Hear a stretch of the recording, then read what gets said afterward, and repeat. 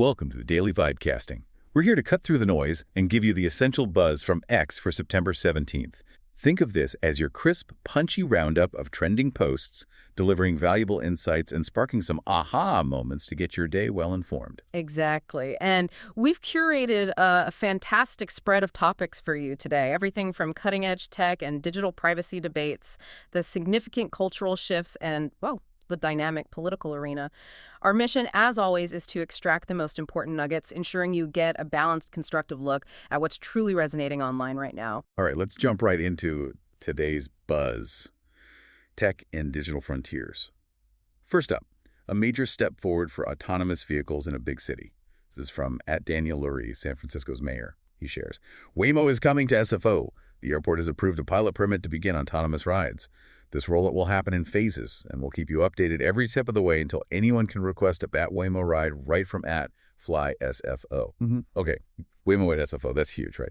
I mean, beyond the sheer convenience, what are the strategic implications here for Waymo, and what does it signal for self-driving cars more broadly? Well, what's striking here is that deliberate phased rollout you mentioned. It really highlights that scaling miracle-level technology isn't just about the tech itself. It's a delicate balance of regulatory compliance and, crucially, building public trust bit by bit. Right, step by step. Exactly. Waymo's already got permits for other Bay Area airports, and, their data shows really impressive safety stats, like a 92% reduction in pedestrian injuries over, 96 million autonomous miles? So this careful approach, it's key to overcoming years of public skepticism and hopefully making autonomous tech a daily reality. That makes sense. So that dive into Waymo shows how these new digital systems are really changing our physical world. Yeah. Now let's pivot a bit to how digital innovation is empowering creativity. There's a huge announcement from Comfy UI. Comfy UI announces, we raised $17 million to build an OS for creative AI. An operating system for creative AI. Okay, that sounds intriguing. We're not just talking image generation anymore, are we? What's the real game changer here for creators, especially given the current AI tool landscape? Yeah, this signals a really powerful move towards democratizing AI, basically putting control right into creators' hands. Comfy UI, it started from a personal project back in 2022. Yeah. And now it's challenging those proprietary subscription models you see everywhere in AI. So this $17 million investment, even for a company that's pre-revenue, it shows really strong investor confidence. Confidence in providing these modular open source tools that let users have full control over generating all sorts of media, images, videos, 3D stuff. It's really about empowering the application of AI knowledge, not just the understanding. Got it. So automation, expanding from airports to empowering creativity. But these advancements, they also come with challenges, don't they? Yeah. Speaking of managing digital environments, our next post touches on X making a pretty big move to clean up its platform. It's from @Nikki Tamir, head of product at X, states simply, 500,000 spam accounts suspended. Wow, 500,000 accounts gone. I mean, that sounds like a win against bots and spam, definitely. But is this more of a temporary fix, or does it signal a fundamental shift in how X handles moderation? I think this is definitely strategic. Remember that 2023 study? It showed spam accounts growing by 20% annually because moderation was pretty lax. X's own 2024 transparency report actually shows a 15% drop in reported spam since they put in these enhanced AI filters, so they're directly addressing that. Okay, so it's working. Seems like it. And it also connects to Nikita Beer's earlier work, remember, investigating those organized financial scam networks using the platform. So this isn't just a cleanup. It's kind of a testament to platforms finally tackling these issues head on, using AI to improve the user experience and cut down on fraud. Okay, interesting. So from managing platform integrity, let's delve into the maybe murkier world of digital privacy and its real-world consequences. This next post, honestly, sounds like something right out of a techno thriller. Viz Underground reports. Big drama today in the Tor community. Conrad Rockenhouse, a Tor operator based out of Michigan, United States, was arrested in 2020 after refusing to cooperate with the United States Federal Bureau's investigation. Rockenhouse, a disabled United States military veteran, ran them up. The post cuts off there. A Tor operator, disabled vet, arrested for refusing to decrypt data. This immediately brings up that inherent tension, doesn't it, between privacy advocates and law enforcement. What are the broader implications of an arrest like this, especially for anonymity networks like Tor? Yeah, this really highlights the critical but also very vulnerable role of Tor exit nodes. Rockenhouse operated one of these high-speed nodes, right? They're essential for anonymizing traffic. His arrest and the allegations of excessive force during the raids his wife detailed, they've really intensified the debate around the Computer Fraud and Abuse Act at the CFAA. That's the anti-hacking law. Primarily, yes. But critics argue it's often way too broad. The key insight here, I think, is the potential chilling effect. The Tor network relies on volunteers running these nodes, and very few are exit nodes. So operators like him are rare and high risk.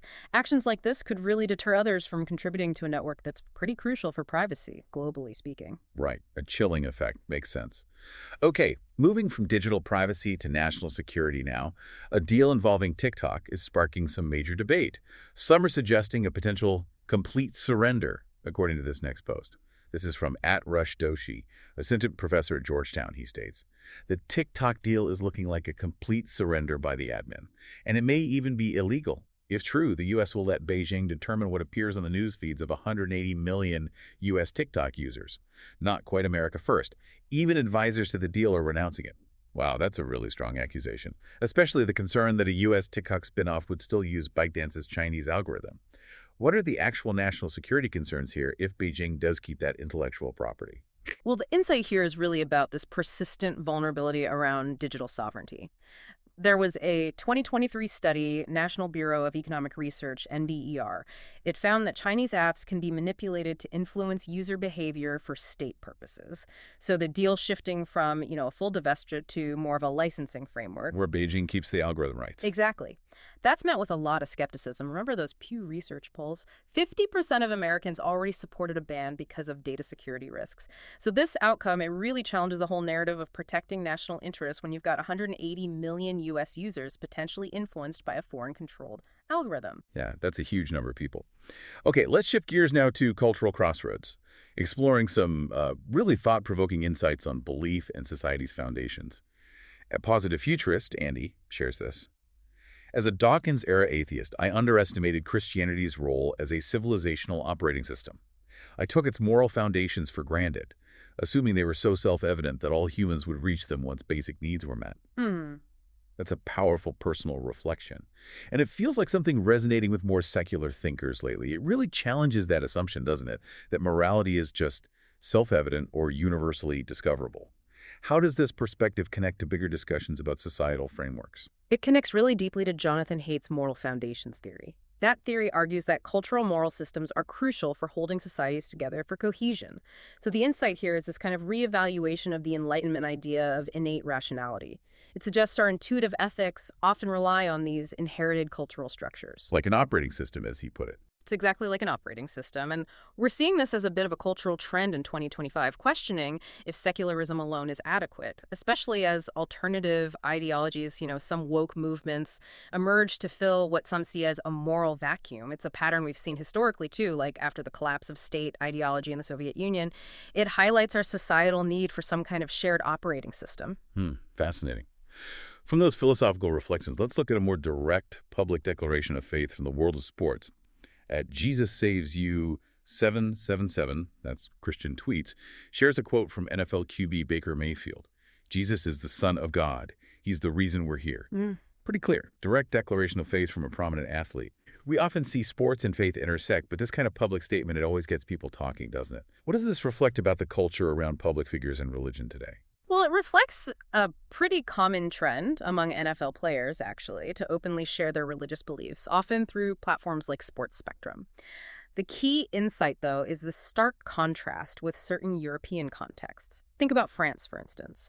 They have rules restricting athletes from expressing religious opinions during the Olympics. Right, very different. Very different. So it really highlights these fundamentally different cultural approaches to how religion and public life intersect, and how openly faith is embraced or, conversely, kind of restricted in public forums, depending on the societal norms. Okay, moving on now to free speech politics and media scrutiny. Today, a major theme buzzing involves the very heated debate around free speech, especially in the wake of Charlie Kirk's assassination. Let's look at a few posts that really capture this contentious discussion. First, @Sinkigir comments. You have to give credit to the right for staying principled on hate speech. Whenever anyone is in power, all of a sudden they start talking about hate speech because it's such an obvious way to shut down dissent. But when Pam Bondi suggested it, the right pushed back. Nice job. Then, at Jill Filipovich questions. So just to keep up, you do not have to bake a cake for a gay wedding, and requiring you to do so is a violation of your constitutional rights, but you do have to print out flyers for a Charlie Kirk vigil or the government will prosecute you. And finally, at Rep. Thomas Massie states, hate speech is a term used by those in power to describe thoughts they don't want spoken. It's antithetical to the First Amendment. Wow. Okay, these posts really reveal a kind of rare moment of bipartisan unity, right, against what's perceived as an attack on First Amendment rights. Especially after Attorney General Pam Bondi's initial suggestion to prosecute hate speech. What's the legal and philosophical core of this pushback? Yeah, what's fascinating here is precisely that unity you mentioned. Now, Pam Bondi did later clarify her stance, saying she meant to target only incitement to violence, which aligns with the 1969 Brandenburg v. Ohio Supreme Court ruling that set a really high bar for unprotected speech. What? Incitement standard. Exactly. But the insight is the widespread opposition from Cenk Uygur on the left to Matt Walsh on the right, pushing back hard against any perceived erosion of First Amendment protections. And Jill Filipovich's post is particularly sharp, isn't it? Drawing that contrast with the Masterpiece Cake Shop ruling, it really highlights these perceived inconsistencies in how free speech gets applied and defended, seemingly based on the viewpoint involved. Definitely food for thought there. Now, in a world just saturated with filtered narratives, some people are urging us to go directly to the source. As this next post advises, Ed Chamath advises, Jason says a really good example here. Go to the source material and hear it for yourself. There are thousands of hours of Charlie Kirk on YouTube and X speaking on all manner of topics.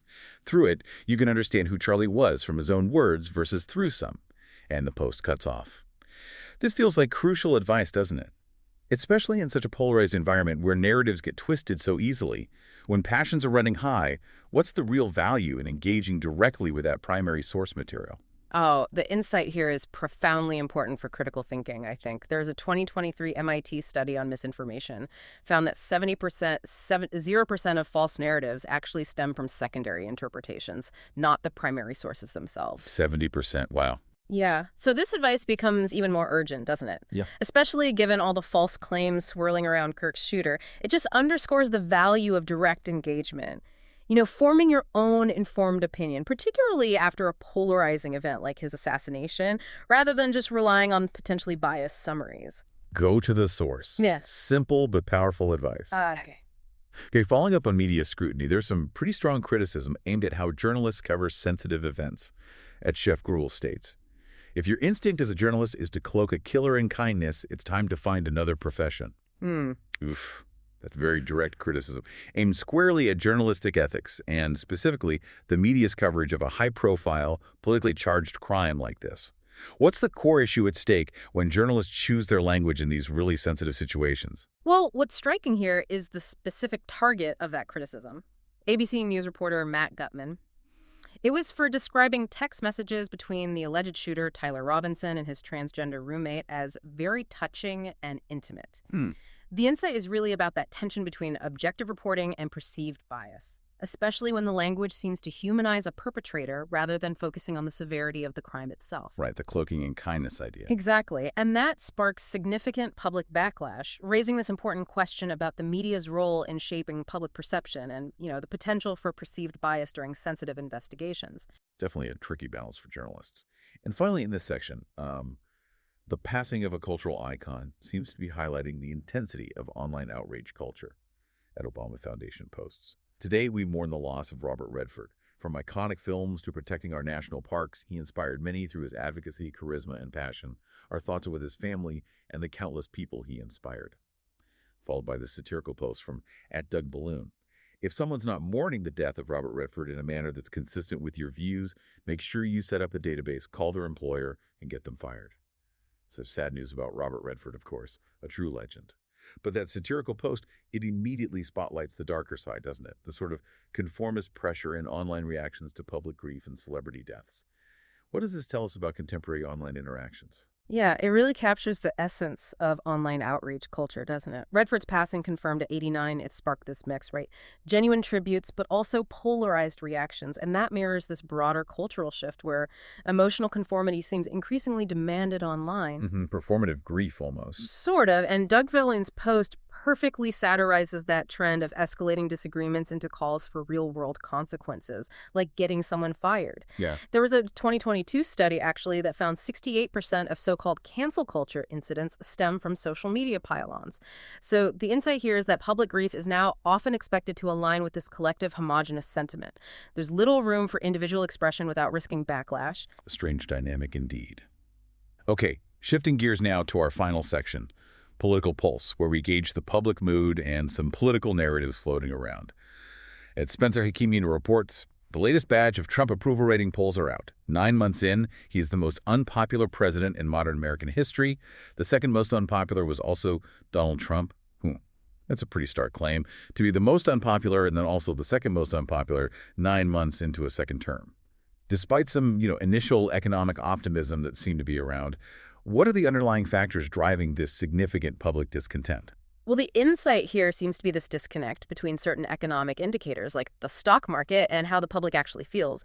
An Economist YouGov poll from mid-September 2025 puts Trump's net approval at minus 17%.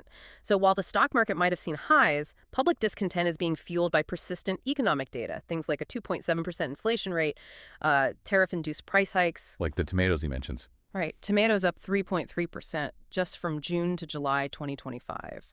These things add up for people.